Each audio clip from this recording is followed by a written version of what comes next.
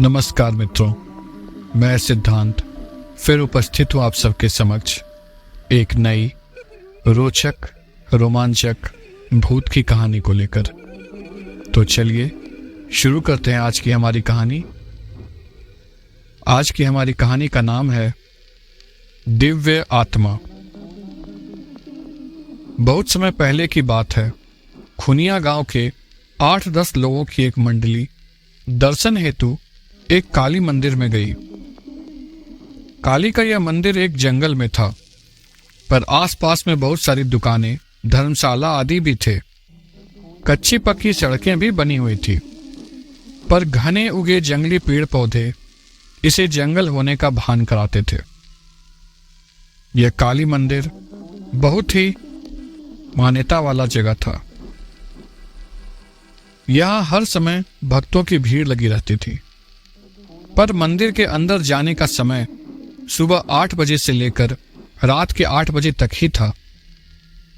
भक्तों की उमड़ती भीड़ को देखते हुए मंदिर में मुख्य दरवाजे के अलावा एक और दरवाजा खोल दिया गया था, ताकि भक्तजन मुख्य दरवाजे से दर्शन के लिए प्रवेश करें और दूसरे दरवाजे से निकल जाएं। खुनिया गांव की मंडली शाम को 6 बजे दर्शन के लिए मंदिर पहुंची और दर्शन करने के बाद मंदिर के आसपास घूमकर वहां लगे मेले का आनंद लेने लगी। मेले में घूमते घामते यह मंडली अपने निर्भयपन का परिचय देते हुए जंगल में थोड़ा दूर निकल गई। रात होने लगी थी। मंडली का कोई व्यक्ति कहता कि अब वापस चलते हैं, कल दिन में घूम लेंगे, पर कोई कहता डर रहे हो क्या, इतने लोग हैं, थोड़ा और अंदर चलते हैं, फिर वापस चले जाएंगे। ऐसा करते करते यह मंडली उस जंगल में काफी अंदर चली गई। रात के अंधेरे में अब मंडली को रास्ता भी नहीं सूझ रहा था और न ही मंदिर के आसपास जलती कोई रोशनी ही दिख रही थी।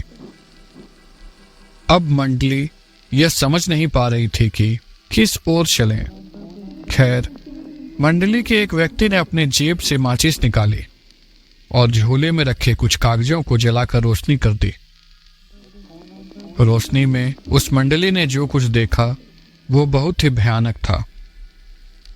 आसपास कुछ नरकंकाल भी नजर आ रहे थे और पेड़ों पर कुछ अजीब तरह के डरावने जीव जंतु इस मंडली को घूरते नजर आ रहे थे। अब तो इस मंडली के लोग पूरी तरह से चुप थे। कोई कुछ बोलने की हिम्मत नहीं कर पा रहा था, पर हां, वे लोग धीरे धीरे एक दूसरे के काफी करीब आकर चिपक गए थे। फिर किसी ने थोड़ी हिम्मत करके कागज की बुझती आग पर वहीं पड़े कुछ सूखे घास फूस को डाला और फिर आग थोड़ी तेज हो गई। मंडली ने मन ही मन निश्चय किया कि अभी कहीं भी जाना खतरे से खाली नहीं है, क्योंकि वे लोग रास्ता भी भूल गए थे और उन्हें समझ नहीं आ रहा था कि किस ओर जाएं। अस्तु उन लोगों ने फुसफुसा कर यह निर्णय लिया कि आज की रात कैसे भी करके यहीं गुजारेंगे और सुबह होते ही यहां से निकल जाएंगे। चूंकि ये लोग गांव से थे और इन लोगों का भूत प्रेतों से कई बार पाला पड़ा था, इसलिए थोड़े डरे हुए तो थे, पर इतना भी नहीं कि डर कर चिल्लाने लगे या भागना शुरू कर दें। इस मंडली ने हिम्मत दिखाई और धीरे धीरे करके आग को और तेज करने लगे, क्योंकि अब इस मंडली को लगने लगा था कि जरूर यहां कुछ बुरी आत्माएं हैं और वे इस मंडली को अपनी चपेट में लेना चाहती हैं। पर वहां की आबो हवा देखकर यह गवई मंडली पूरी तरह से डर गई थी और अंदर से पसीने पसीने भी हो गए थे, पर इस डर को चेहरे पर नहीं लाना चाहते थे, क्योंकि उनको पता था कि डरे तो मरे और डरे हुए लोगों पर यह बुरी आत्माएं और भी असर करती हैं। मंडली के कुछ लोग एक दूसरे का हाथ कसकर पकड़ लिए थे और पूरी तरह से सतर्क थे। कुछ लोगों ने हनुमान चालीसा आदि पढ़ना और हनुमान जी को गोहराना भी शुरू कर दिया था। तो कुछ लोग उस जंगल की काली माता की दुहाई दे रहे थे। अचानक एक भयानक आत्मा उनके सामने प्रकट हो गई और रौद्र रूप में अट्टहास लगाने लगी। उस समय का माहौल और भी भयानक हो गया। अब इस मंडली के पसीने चेहरे पर भी दिखने शुरू हो गए थे, चेहरे लाल होना शुरू हो गए थे और ये लोग और कसकर एक दूसरे के करीब आ गए थे। अभी वह रौद्र आत्मा अट्टहास करके पूरे वातावरण को और भी भयावह बनाए, तभी वहां कुछ और भयानक आत्माएं आ गई। अब तो इस मंडली की सिट्टी पिट्टी गुम हो गई थी। अब उन लोगों को अपना काल अपने सामने दिख रहा था। अब वहां एक नहीं लगभग 5-6 आत्माएं आ गई थी और अपनी अजीब हरकतों से माहौल को पूरी तरह भयानक बनाकर रख दिया था। मंडली के एक व्यक्ति ने हिम्मत करके कहा कि अगर मरना ही है तो इनका सामना करके मरेंगे। जिसके पास भी चाकू आदि है निकाल लो, डंडे आदि उठा लो और इनका सामना करो। दरअसल उस समय लोग अपनी जेब में छोटा सा चाकू आदि भी रखते थे और कुछ लोग बराबर लाठी लिए रखते थे। इस मंडली के 2 लोगों के पास भी लाठी थी और 3 के पास चाकू थे। अब सब पूरी तरह से मुकाबला करने के लिए तैयार हो गए थे, पर शायद उन्हें लड़ने की नौबत नहीं आई। हुआ यूं कि जैसे ही एक भयानक आत्मा ने इन पर हमला किया, उसका सिर कटकर अलग कर दिया और वह बिना सिर के ही खूब तेजी से अपना सिर लेकर भाग गया।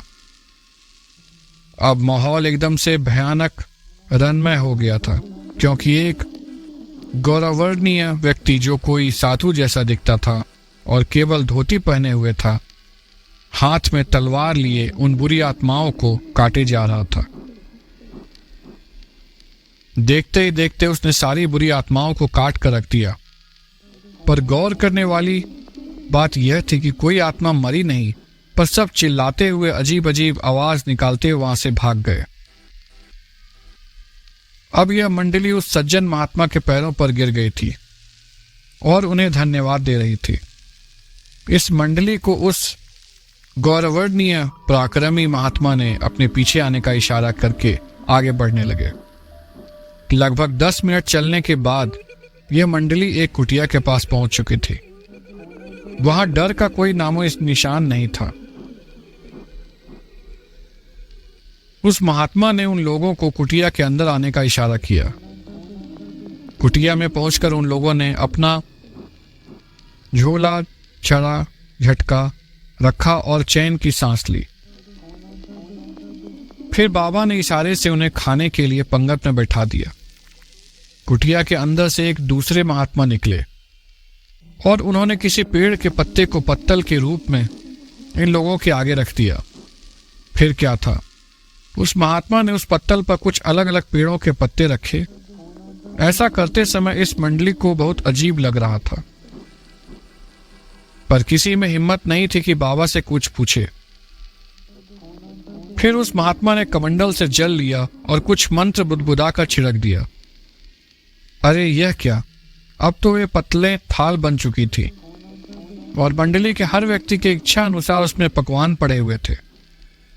फिर बाबा का इशारा मिलते ही बिना कोई प्रश्न किए यह मंडली खाना खाने लगी। खाना खाने के बाद बाबा का इशारा पाकर वो मंडली वहीं सो गई। पर सब सोने का नाटक कर रहे थे, नींद किसी की भी आंखों में नहीं थी। इस कुटिया में दूर दूर तक डर नहीं था, पर बाबा के कारनामे देखकर वे लोग हतप्रभ थे और सोच रहे थे कि सुबह बाबा से इस बारे में जानकारी लेंगे। सुबह जब सूर्य की किरणें इस मंडली के चेहरे पर पड़ी तो उनकी नींद खुली। मंडली का हर व्यक्ति बहुत ही आश्चर्य में था, क्योंकि वहां न कोई कुटिया थी और न ही रात वाले बाबा ही, और ये लोग भी नीचे वैसे ही घास फूस पर सोए हुए थे। अब इनको समझ में नहीं आ रहा था कि वह कुटिया और बाबा कहाँ गए। खैर, अब इन लोगों के पास कोई चारा नहीं था। थोड़ा बहुत इधर उधर छानबीन करने के बाद इनको रास्ता भी मिल गया।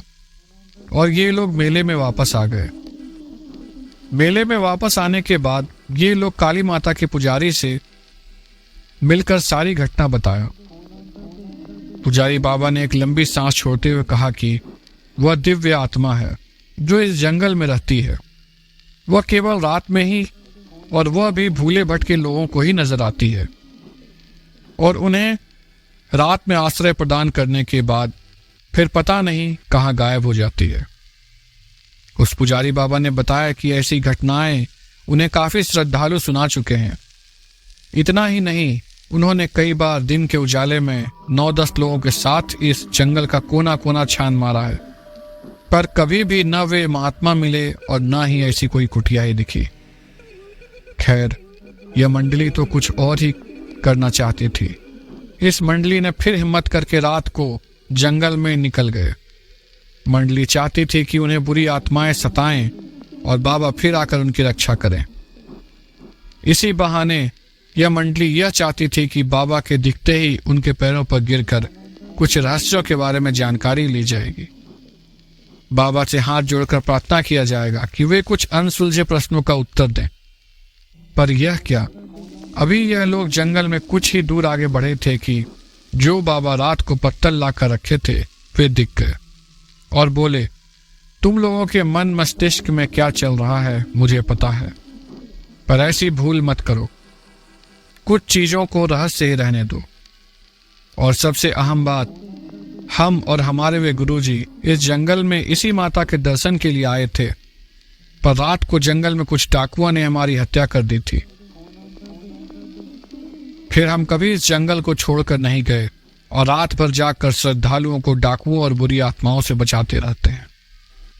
इसी के साथ ये कहानी यहीं पे समाप्त होती है मित्रों। अगर आप लोगों को मेरी सुनाई गई कहानी अच्छी लगे तो कृपया कहानी को लाइक करें और मेरे चैनल को सब्सक्राइब करना ना भूलें। धन्यवाद।